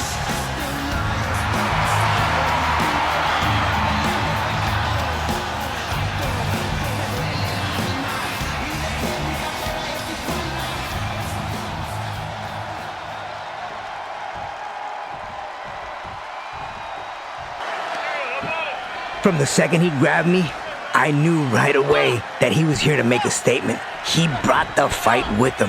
I knew this was a match he'd wanted ever since I had returned. And man, he came out crisp, looking good, and on point. Counters everything I tried.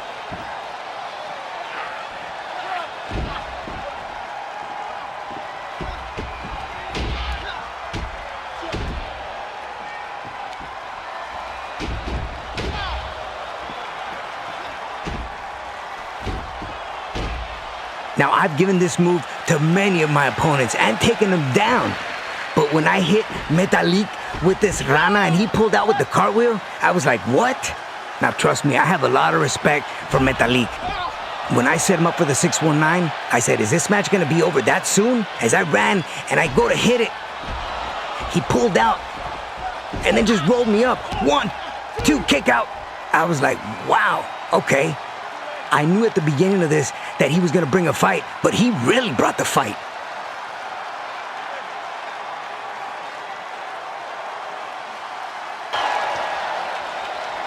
This was like peanut butter and jelly. I hit the senton, and right after that, it's the springboard crossbody. 2 moves that always go back to back. This is the lucha libre style. That's what it's about. That's right. El Rey de las Sogas, king of the ropes, right? Hard to not be impressed when you see him do that, but not when you're on the receiving end.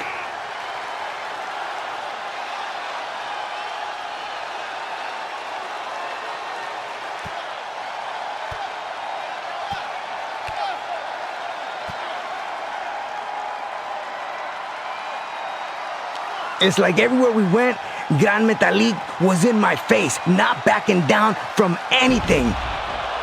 And that Rana, man, I don't remember even being knocked out so hard off a Rana. Normally it's me giving them, not taking them. I still had the fight within me. Kicked out at 2, but I had to stay sharp if I wanted to leave with my hand raised. Gran Metalik wasn't letting up. Now this match had been non-stop back and forth action. And I knew we were both getting a little tired in there. Honestly, I was, and I thought he was as well. So when he didn't offer much resistance to the Rana, I thought maybe this is the right time. I was on the path of the 619. It connects in a matter of moments, finishing up with the frog splash. Here is your winner. Now this match was back and forth, up and down. Lucha Libre style at its finest. When that frog splash landed, I knew that was it. It was over. Now I gotta say, Gran Metalik put up a hell of a fight. He was everything I expected and much more to be as an opponent. And I told him once it was over, I would love to have this match once again. I love seeing the next wave of luchadores, and getting to test myself against one of the best and the upcoming was very special to me. Getting the win, of course, just makes it much sweeter. Rivalries in WWE often go beyond pride or championships and turn personal. With that said, I've never felt a more personal, bitter, and gruesome rivalry than I did with Seth Rollins. The Messiah and his disciple Murphy attacked my livelihood and targeted my eye. That particular attack was unexpected. Once they took that, they targeted my family and brutalized my son, Dominik. For months, our intense rivalry continued to escalate, and I knew it was coming to a head. I desperately wanted revenge.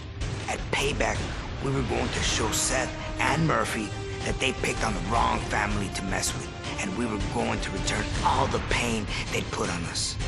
And to my pride, Dominik was going to show me that he was more than capable of standing on his own. I was surprised as much as the WWE Universe with his ability to perform. Wrestling against Seth Rollins at SummerSlam for the first time, that was his first match ever. And he'd done moves he had never done before. Positioning, timing, that all takes years to learn. And he managed to pick up on it in one night.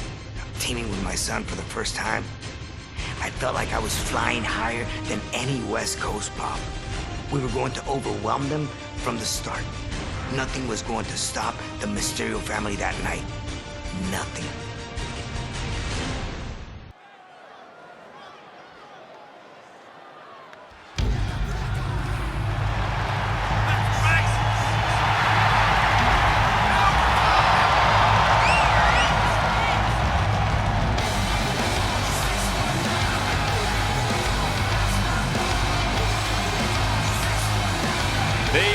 Legendary Mysterio clan. 2 generations of high-flying excitement. An all-time great and a can't-miss rookie.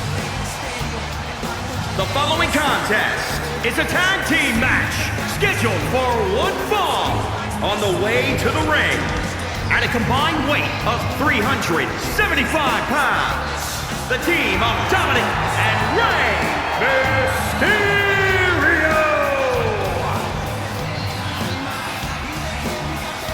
First father and son duo to capture the tag team titles. Somehow miraculously, Rey Mysterio is more motivated than he's ever been. And in the meantime, Dominik Mysterio has the best wrestling teacher in the history of the industry.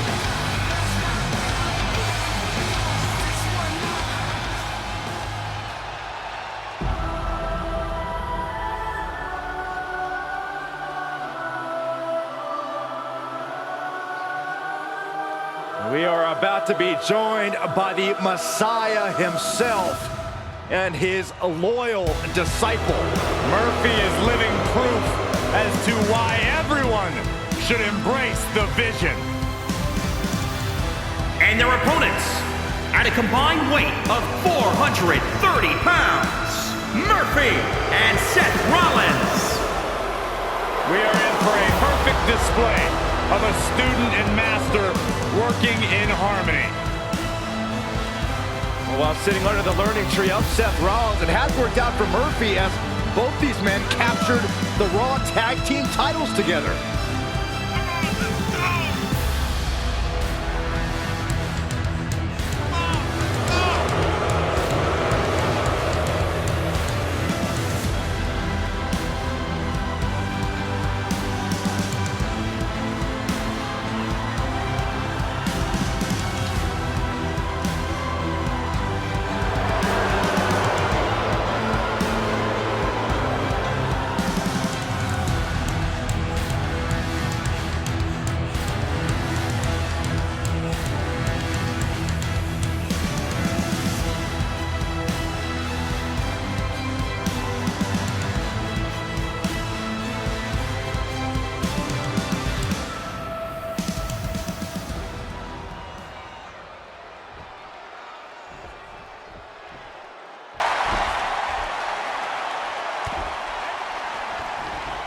We obviously want to get our payback here, but I definitely had a moment where it just hit me. I'm teaming up with my son. We're doing a double team combination in the middle of that ring. A really intense mix of emotions. So much anger, so much pride. It's a weird world sometimes.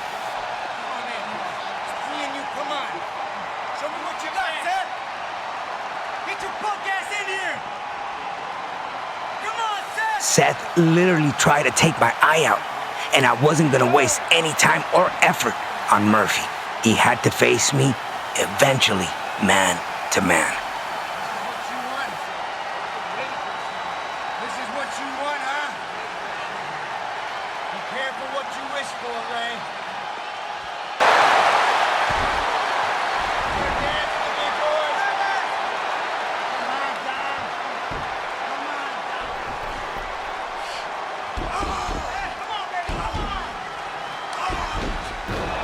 It was really hard to stand on the apron watching Seth treat my son like that.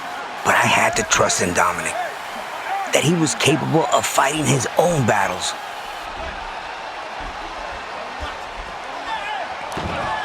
And then seeing him trying so hard to get back into the match,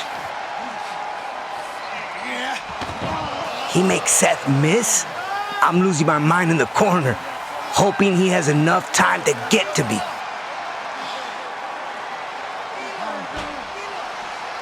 It was like time stood still here for me. I'm just reaching, hoping he can make it. And then I see Seth grabbing him.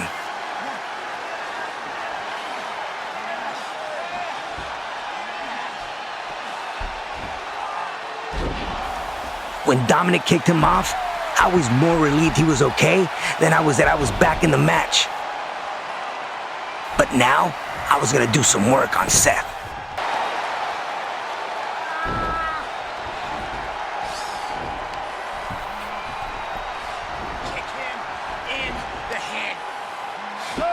Seth woke me up a little when he told Murphy to kick me in the head, so I was ready. and he suffered the consequences of being so damn arrogant.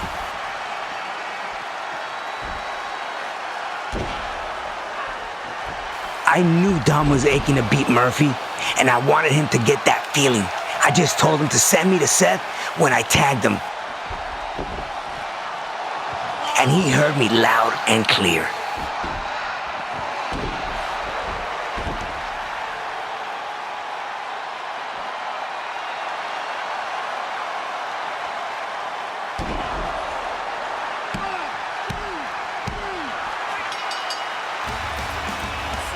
Y déjenles digo, I've won Royal Rumbles, countless championships, and let me tell you, déjenles digo de veras, nothing felt as good as this win did.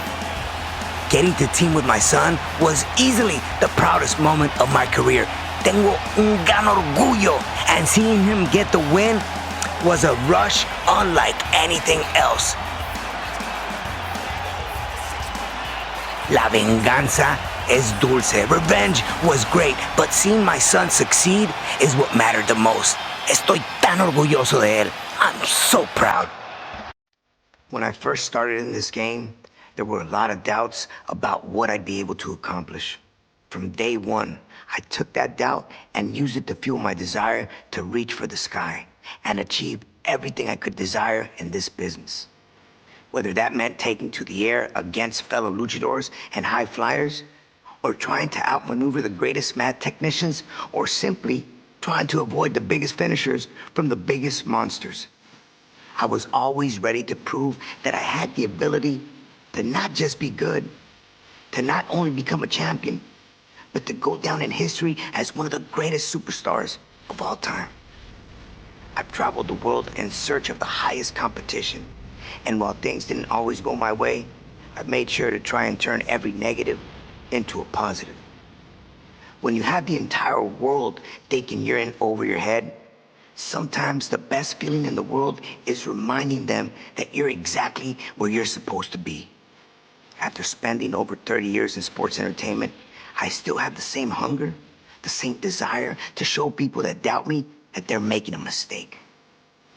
I still want to win championships, and I still want to compete at the highest level. I just have the added benefit of getting to watch my son now walk the roads that I traveled years before.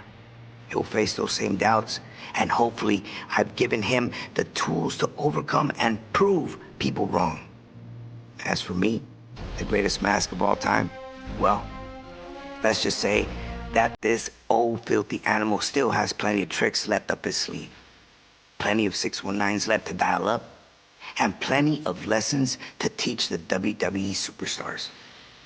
I'm fortunate enough to say that I'm so proud of what I've done in the ring, proud of who I've competed against, proud of who I've defeated, and proud of the records I've set. The love of the fans, the friendships I've made everywhere I've been, and the security sports entertainment has given my family, I couldn't have asked for anything more. It's no mystery that the love of the fans is what makes me truly feel like a king.